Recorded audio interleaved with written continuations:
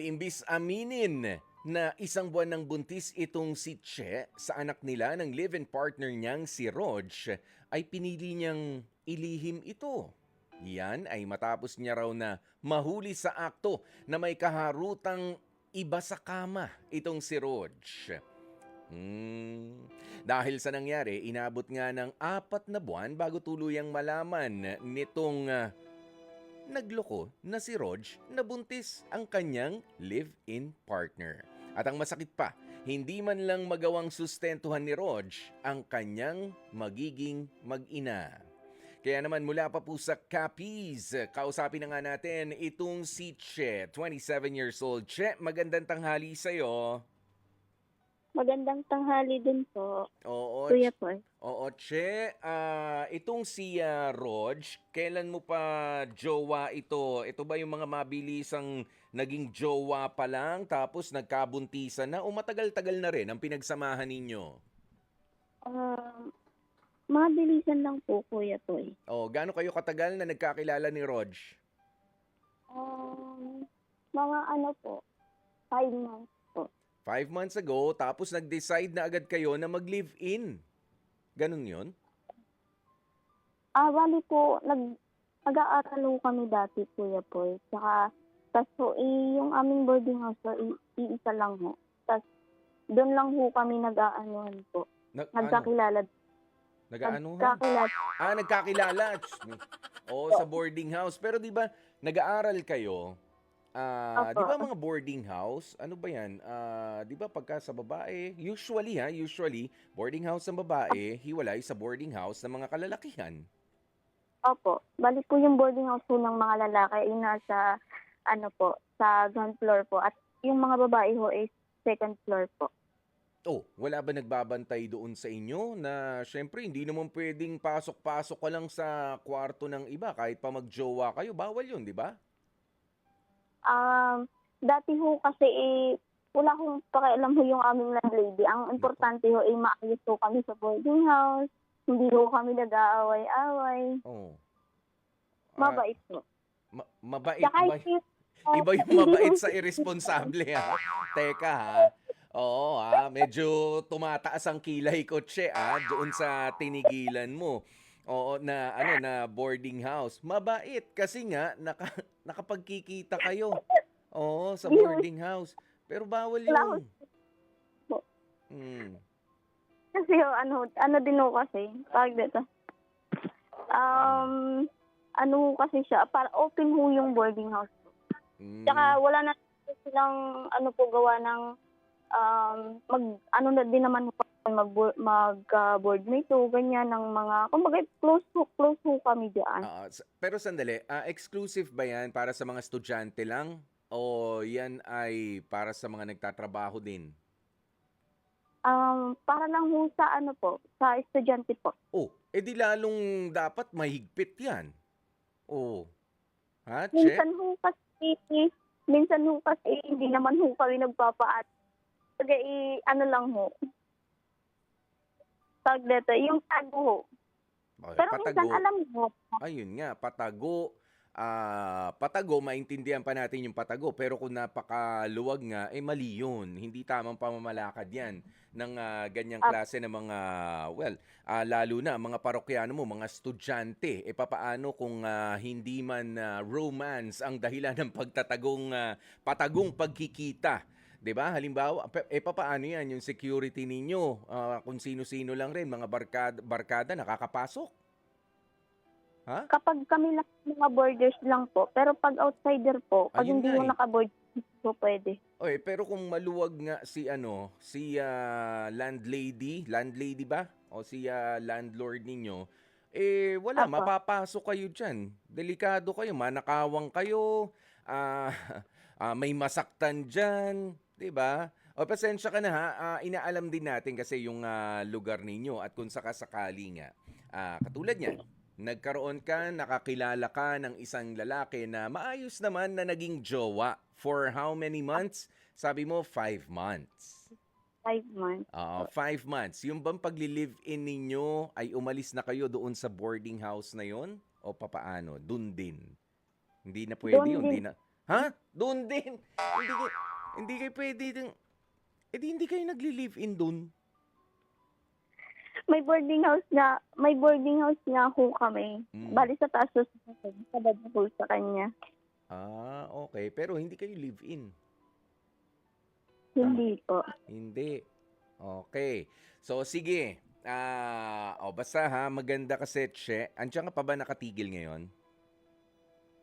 Po? Diyan ka pa rin tumitigil ngayon? Hindi na? Sa boarding Ay, house? hindi na. Oo, Hindi Che. tagal.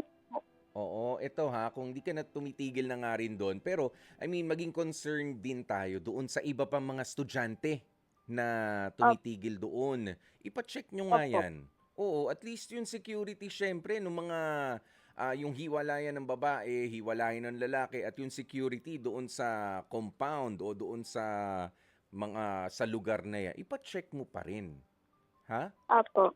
Oo. Ayan, para doon sa mga susunod. Kasi baka yung iba, hindi komportable na bakit yung mga boarders na lalaki nakakaakyat-akyat dito? O bakit yung mga boarders na babae pumapasok naman din sa kwarto ng mga kalalakihan? Kahit pa nga sa ganun umpisa yung love story ninyo, ipacheck nyo yan. Ha? Ipacheck mo sa barangay. Opo. Pakausap, higpitan yung security. Hindi tama yung ganun. Okay? Ayan. Okay. Sige, punta na tayo sa relationship ninyo. Itong si Rog, doon nga nag-umpisa yung romance ninyo. Okay? Nagkikita kayo sa labas, of course. Parehas kayo mga estudyante. Tama? Opo. At sa loob nga ng 5 buwan na magkakilala kayo, sabi mo nga ay magkapit pinto ang tawag doon. Opo. Oo, kasi border din siya doon sa ano mo, no? May nabuo na baby. Opo. Kaya naman pala, ang sabi mo ay nahuli mo na merong kaharutang iba sa kama itong si Rog. Doon din ba yan sa lugar na uupahan ninyo noon sa boarding house na yan? Opo. Doon din ho sa kwarto niya po. Oh, sino yung babaeng yun? Kilala mo ba? Magkakapit pinto lang kayo dyan. Hindi ho. Sino raw yun? Sabi niya sa akin, nung tinanong ko siya kung sino yun, kaibigan niya ho. Papaano ba yung eksena? Ano ba, parang bumisita lang o talagang alam mo na meron silang ginawang kababalaghan? Paano ko naman ho kasi hindi malalaman. Nakita ko ho kasi na naghaharutan ho sila at nagkukumutan sa loob ng kwarto. Gawa ho nung yung kanyang yung kanyang pintuan may butas ho na konti. Doon po sinilip. Okay, so talagang at nakita mo babae at hindi Babae. hindi nyo kapwa border. Hindi po. You see? Yun yung sinasabi ko. Kung boarding house yan ng mga estudyante, hindi dapat basta-basta nakakapasok yung iba. Ha? Oo. Kasi alam mo, yung mga kapatid kong babae noon, nag-aaral, may boarding house, nag-board sila, pero hindi kami pwede, kahit mga kapatid, kahit magulang, aakyat doon sa kwarto, mag-aabot ng pagkain o kung ano man, sila ang bababa. Meron lang pwedeng lugar kung hanggang saan ang mga bisita. Hindi ka pwedeng pumasok sa kwarto. Naintindihan mo yun, Che? You see? Opo. Ngayon, nung nangyari yan, hindi ka makapagtanong doon sa, landlady? Babae o lalaki, yung tagabantay ninyo? Opo. Babae po. Yun. Mag-asawa. Mag-asawa. Hindi ka makapagtanong tuloy kung sino yung kasama ng jowa mo. Opo. 'Di ba? Kasi bawal din kayo na maging magjowa doon. Opo. Tama. Puro opo na lang nasasagot mo, Che. Pwede ka namang magpaliwanag. 'Di ba? Kasi nga mas bata ka pa nung nangyari 'to. 'Di ba? Naintindihan natin 'yan. Okay, Che? Yung babae po kasi ko din kilala ko po siya, nakikita ko po siya sa school din ho namin. Pero hindi ko lang ho alam kung ano ho yung course niya po. Ayan na nga. Pero, ibig sabihin, nandun sila sa kama nung jowa mo, Na nagkukumutan, na nagkikilitian, parang ganun ba yung sinasabi mo? Opo. Mga nakadamit naman. Opo, nung binuksan na ho yung pinto kasi kinatok ko na ho. Mm. Ay, Oh, nalabas ah, damit sige. naman po. Nag-explain naman. Nag-explain pa ba yung babae at yung jowa mo? Ano bang ginagawa nila? Baka naman may Ang sabi, lumilipad na ipis lang, baka natatakot sila. Parang, ay, ay, ay, ay, dito ka muna, lika dito sa loob ng kumot. Baka ganun ang ginagawa. ang sabi daw po ano daw po, Hmm. pinagsiselos daw ho yung jowa ng babae. Sagot ko naman noon, pinagsiselos niyo, ba't dito sa loob ng kwarto, ba't kayo naghaharutan? Oo nga. Bakit naka-video ba sila? Wala naman po, Oh. para naman silang video pa. Pinagseselos yung jowa nung babae. Pero yung jowa ng lalaki ang nakakita. Ang nakakita. 'Di ba? No, ikaw yung nagselos pa. Eh, anong naging usapan ninyo nung eksenang 'yon? Wala ho, iniwalayan ko po siya. Hiwalay na agad. Pero nung mga panahon bang 'yan, Che, alam mo na ikaw ay buntis na? Opo.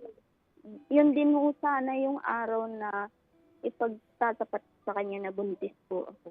Hmm, okay. Sige, alam mo 'no, bago natin ituloy ang pag-uusap niya, meron tayong caller mula sa Davao nakikinig sa kwento mo. Ano kaya ang komento niya o reaksyon doon sa mga napapakinggan niyang parte pa lang nung kwento 'no, na ibinabahagi mo sa sa'min? Eto mula pa sa Davao si, paano babasahin ito, Zitch? Ayan, Zitch ba or siguro Zitch kaysa Zik, ano ba? Magandang tanghali sa'yo, Zitch. Hello po, magandang tanghali po Kuya Poy. Papaano ba banggitin ang pangalan mo? Tama ba 'yon? Tama naman po, Zitch po. Zitch. Okay, Zitch, napakinggan mo itong kwentong shine-share sa atin ni Che. Anong reaksyon mo diyan? Sa tingin ko tama naman po yung niya, naging decision niya in life Mm. dahil sino ba naman yung magtutuloy sa ganong klaseng relasyon, di ba po? Lalo na at magkakaroon ka na ng anak Mm. kasi papakilala mo na ganong type yung magiging father niya. So, tama lang naman talaga na sarilihin na lang niya. Tsaka hiniwalayan na. Oo, right there and then. Nung nakita, ganyan ka pala, hiwalay na. Ang problema, ang mga itatanong pa natin dito kay Che, mamaya-maya. Siyempre, bata pa, nag-aaral pa. Papaanong papaalam sa magulang?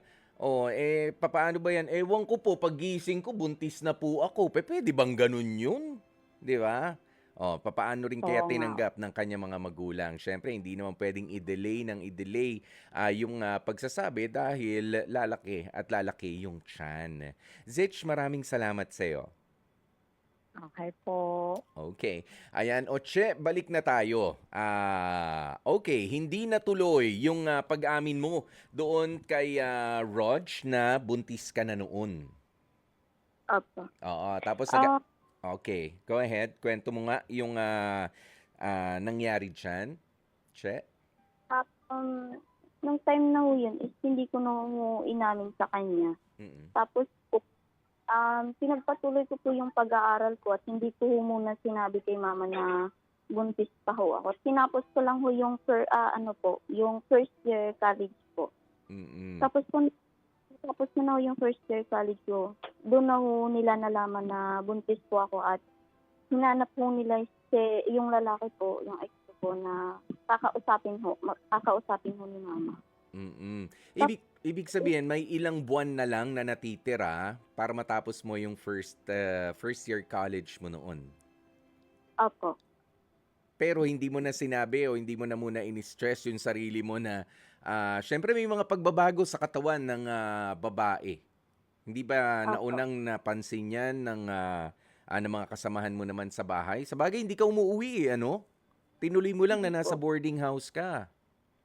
Opo. Okay. Oo. So natapos. Mm-mm. Nag-ano ako, susuot ko ng ng oversize na t-shirt po. Sorry, papaano? Oversized na t-shirt lang po para hindi mahalata Hmm. ng Okay, na medyo lumalaki na yung baby bump o yung Opo. tiyan. Oo. Pero Opo. natapos ang first year college, papaano mo inintruhan sa mga magulang mo na ma, pa, buntis po ako? Papaano? Gaano kahirap ang pinagdaanan ng isang babae na hindi pa man nalalaman nung nakabuntis sa kanya na siya ay buntis, haharap ka ngayon sa mga magulang mo, ay nabuntis po ako, hindi ko ho kasama yung nakabuntis kasi may sa loko-loko. Nung araw na sasabihin ko, niloloko rin naman ako. O, Ah, papaano yun? Ganito kasi yun, Kuya Poy. Nung Mm. natapos ko na yung pag-aaral ko, nung umuwi na ho ako sa bahay, nung sinabi ko na kila mama na buntis ako, siyempre nagulat sila at nagalit. Tapos Mm. tinanong sa akin kung kami pa ba ng lalaki, kung nasaan na yung lalaki. Mm. Sinabi ko na kay mama na na nandun pa rin, nag-aaral. Pero sabi ko sana, wag ko sana sasabihin. Pero sabi ni mama, hindi pwede at gusto niyang kausapin. Mm. Mm. Ay, tapos kinausap po, tinatawag ko siya at kinausap po. Oh, ano naging laman ng usapan nila ng mga magulang mo at nitong lalaki? Um, kinumpronta siya ni mama kung gusto niya kaming panindigan ng magiging anak niya.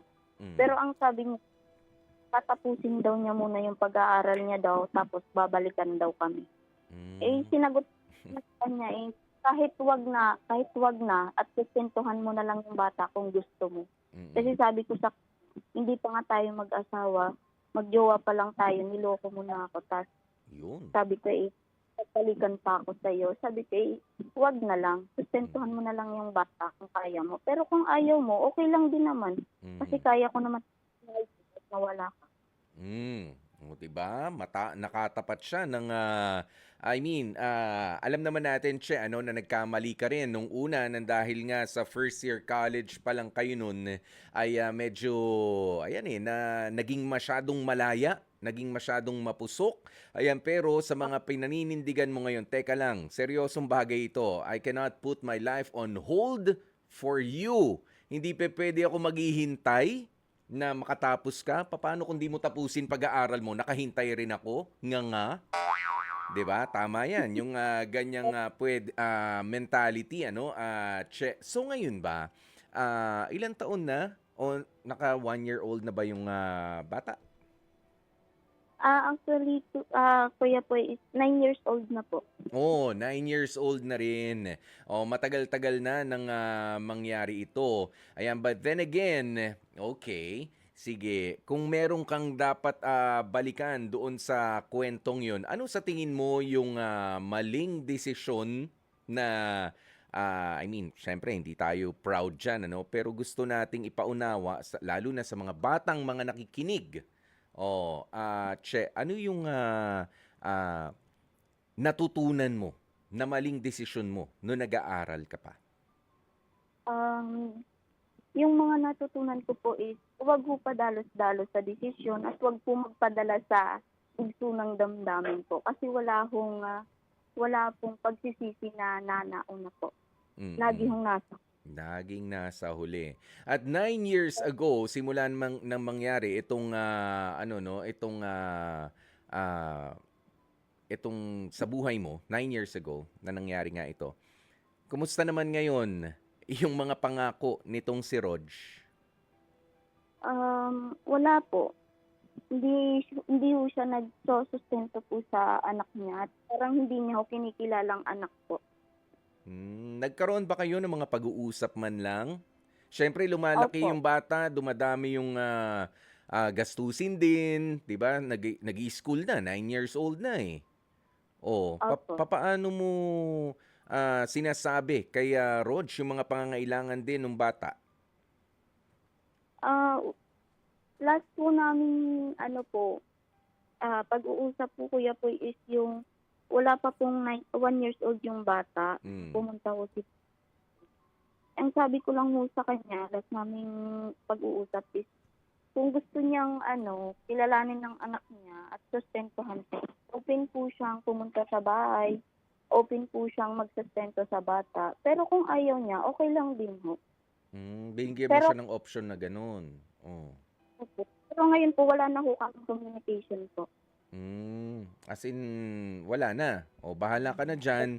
Dito na ako. Pero alam mo naman na meron siyang responsibilidad din doon sa bata. Alam mo na Opo. pwede kang mag-demand.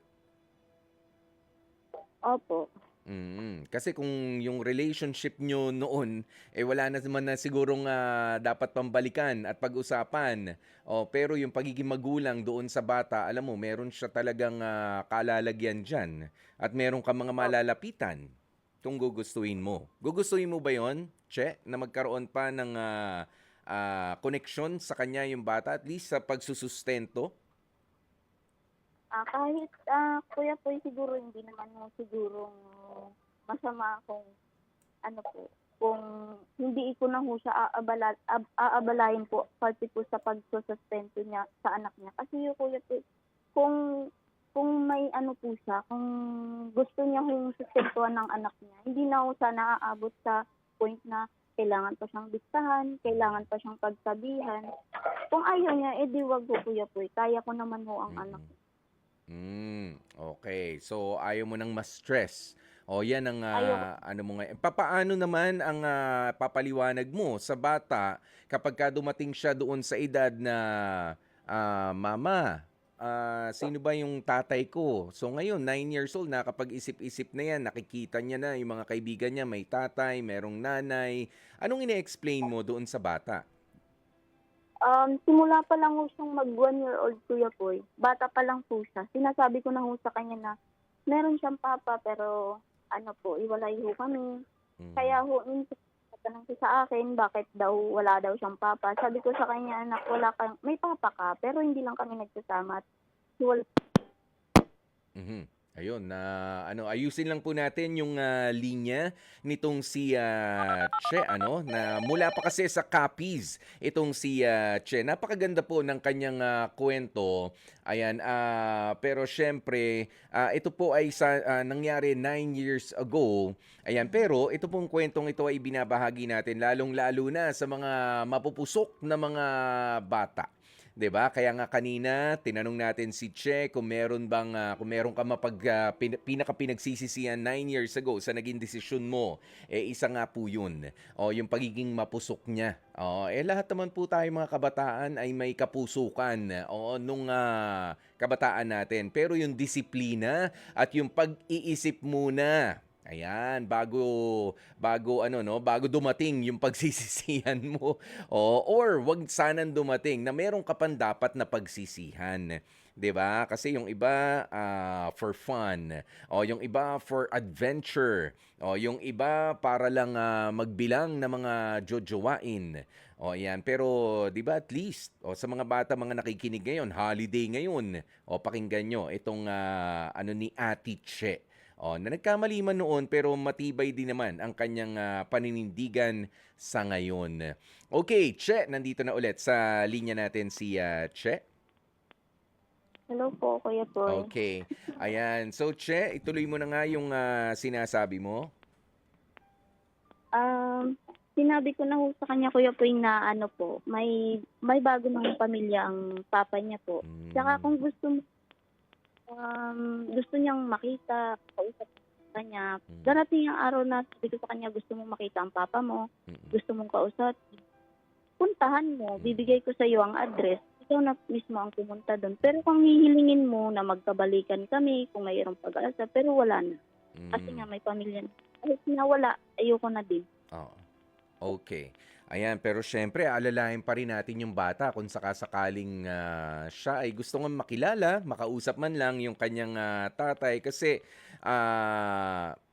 yung mga eksenang ganyan na maramdaman ng bata na hindi nga siya importante doon sa kanyang isang magulang, kailangan natin pangalagaan yan. Siguraduhin mo, Che, na hindi mababaliwala naman itong anak ninyo ni Rog.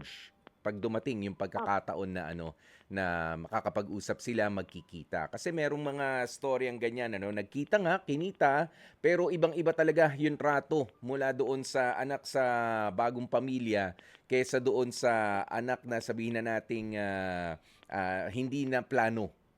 'Di ba? Katulad Opo. nung nangyari sa inyo, Che. Kaya I think you have to be there din sa pagkikita nila. Oh, after all, hindi mo naman na guguluhin kung meron na rin siyang bagong pamilya. Okay, Che, Opo. sa pagkakataon ngayon, ano ba ang meron ka na bang karelasyon? Ano na ba mga nagbago? Opo, meron na po. Mm. Oh, kumusta Meron na ho naman? ako po. Okay ho kaming dalawa at ano po, super po akong blessed po sa kanya ngayon kasi tanggap niya ho ako, mahal niya po yung anak ko. At Mm. ano, um, pinapakita niya ho sa akin na ano po, tanggap niya ho yung anak ko at mahal niya po. Mm. Mm. Okay. Alam mo sa pagkakataong ito 'no, Che, gusto ko sana na magbigay ka ng, siyempre from 9 years ago hanggang ngayon naiisip-isip mo pa rin yung mga pangyayaring ito. Gusto kong bigyan ka ng pagkakataon na makausap yung batang Che, hindi yung jowa mo, hindi yung bago mong karelasyon, kundi yung younger Che from 9 years ago. Kung mabibigyan mo siya ng mensahe, ano ba yung gusto mong sabihin sa mas batang ikaw, sa mga nangyari na rin naman sa buhay mo sa ngayon, sa pagiging matatag mo? Okay, Che, eto na ang pagkakataon mo. Ang masasabi ko lang ho is, proud ho ako na ano po, na nagiging strong po siya. Kinaya niya ho yung lahat kahit po na mahirap po. Tsaka ano po, aral na din ho yun sa kanya na hindi lahat ng ano po, hindi ho lahat ng mga bagay na alam niyang okay is makakapag ano po sa kanya, makakapagdala ng kabutihan. Tsaka ano po, proud po. Yan. Che, maraming salamat. At least, wala nang pinagsisisihan pa. Well, meron, pero naproseso na. Kaya ngayon, proud ka na doon sa mga pinagdaanan mo. At katulad nga ng pag-encourage natin dito sa programa nating Heart to Heart sa mga kapatid natin, pwede nyo pong i-share, ibahagi sa amin ang hindi kagandahang mga kwento na naging punto ng inyong buhay na pwedeng magsilbing leksyon para doon sa mga iba pa nating mga tagapakinig. Yung mga direksyon na pwede na nilang maiwasan o yung mga aksyon na pwede nilang i-avoid. Okay? Lalo na nga sa mga kabataan na mga nakikinig sa atin ngayon. Che, eto na lang pakiusap ko ha. Nandyan pa ba, existing pa yung boarding house na from 9 years ago? Ipa-check nyo nga yung security doon, i-report ninyo kapag nangyayari pa rin yung ganyan na nakakapagpalipat-lipat yung mga boarders na babae doon sa lugar ng mga lalaki. Kasi bawal yun. Hindi dapat mangyari yun. Ha?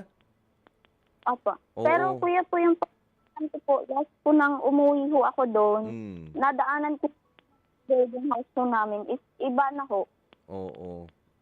Iba na Pero, ho siya tapos po. pero just the Hindi same, po dating landlady ho dati doon is hindi na ho silang namamahala po. ayun nga, kasi delikado pala kapag ka ganoon o hindi lang mga hindi lang mga damdamin na nasasaktan, biruin mo na sa isang boarding house. Ako bilang isang magulang, gusto ko na yung anak ko nandiyan sa boarding house, mapababae yan, mapalalaki, ang mga katabi niya ay mga kung yung lalaki, di grupo sila ng mga lalaki doon. O yung mga babae, o safe din sila na grupong nandun, hiwalay doon sa, I mean, 'di ba? At yung security, mga manggagaling sa labas, pwedeng pasukin ka na lang sa loob. Teka lang.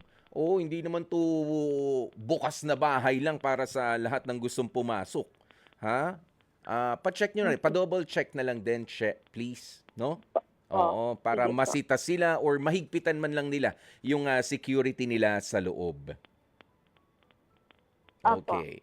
Maraming salamat sa iyo, Che, at maraming salamat din sa pagiging proud mo sa sarili mo at sa pagiging matatag. Kahit pa nga ang bata-bata mo pa noong sinubok ka ng mga biro ng buhay na hindi naman nakakatawa.